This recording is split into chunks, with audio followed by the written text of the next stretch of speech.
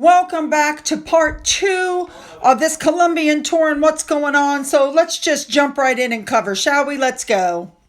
And as usual, I would like to say a big thank you to Remoulade Sauce for showing us everything that Meghan was wearing at this, her third event of the day. Now, a few more items just in case. Number 1, Harry just looked angry. Number 2, Harry's shaking the vice president's hand and Meghan, of course, gets right in the middle. We've seen her do that before. She did it when Harry went to hug her at the end of that festival thing they watched. She did it at the very beginning when the two of them were getting together for their first hug. She had to insert herself. She just can't stand not being the center of attention. But I digress. Let's go back to when she was walking off the stage afterwards. Once again, I mean, you know, they have deodorant you can put all over your body for that. And number 4, Meghan wore 72,000 pounds worth of clothing and jewelry on the first day alone in this very predominantly poor country. Again, she can't read the room. Now, you guys remember that Harper's Bazaar is on this trip with them, just like People magazine went with them to Nigeria. And Harper's Bazaar is helping Meghan merch her outfits. They have a list of everything she's wearing, how much it costs, where you can find it in stock. And they're putting up stuff like this. And I don't get it. Like, I just don't get it. But we already knew they were a pro-Sussex magazine. But you would think they'd be a little bit more careful about some of the pictures they're putting on. Because this is one of the pictures that they put up, right? From the digital thing. Look at Harry. Like, shouldn't they be a little bit more careful? Shouldn't they have put something up like this where they at least pretend to be somewhat happy? Now, another outfit that she wore yesterday that I told you about is a copy of the same outfit that she wore during the fake car chase and when she was in Nigeria, with the slit up the middle that goes as high as her upper thigh and that keyhole cut out. Well, let me tell you, a lot of people were not happy.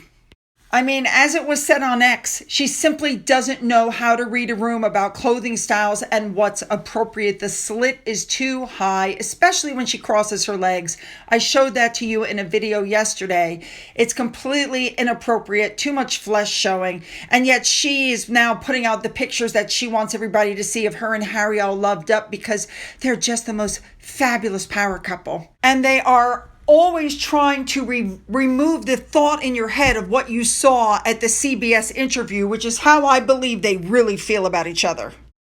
Now, did you guys happen to notice the Photoshop? In this picture, I have circled Meghan's hands in orange.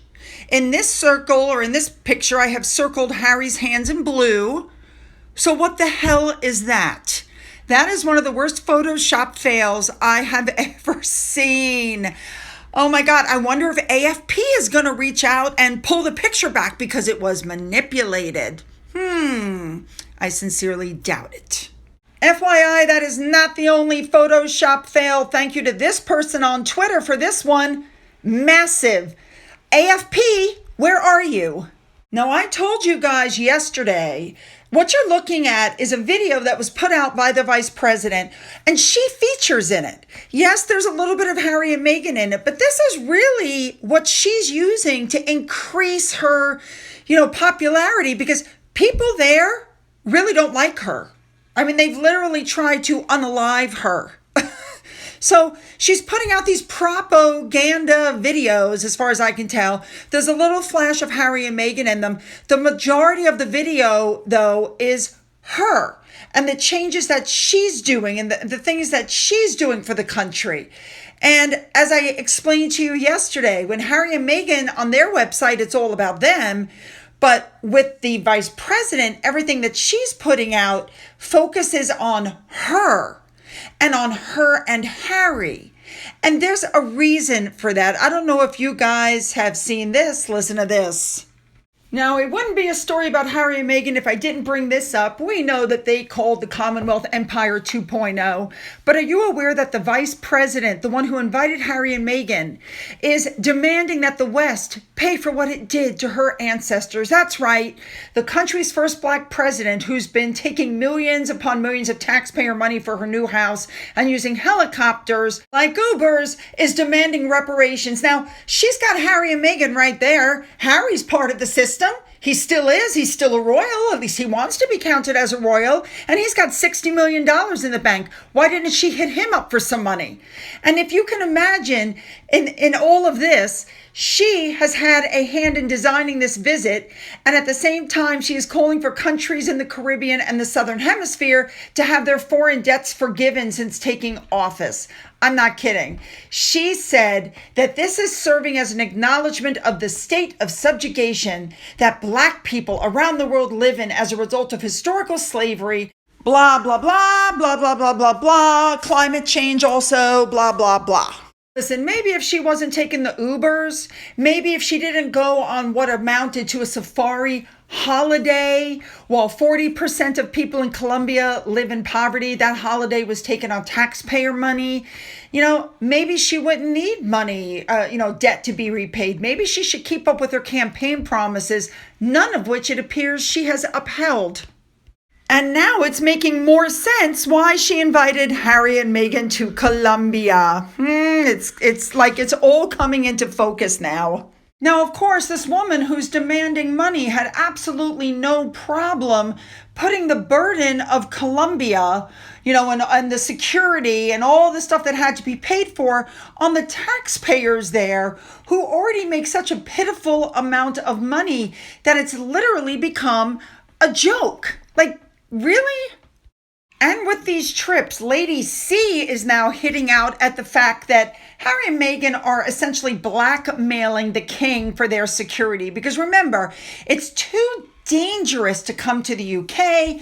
He has an ongoing security battle. We already know that he's going to lose, but yet he doesn't see danger anywhere else. So I told you before, I think he sunk his case. That's just the way I feel about it. He lost his initial bid to appeal, but then it was reversed, so now he gets to appeal, but I don't think it's going to help.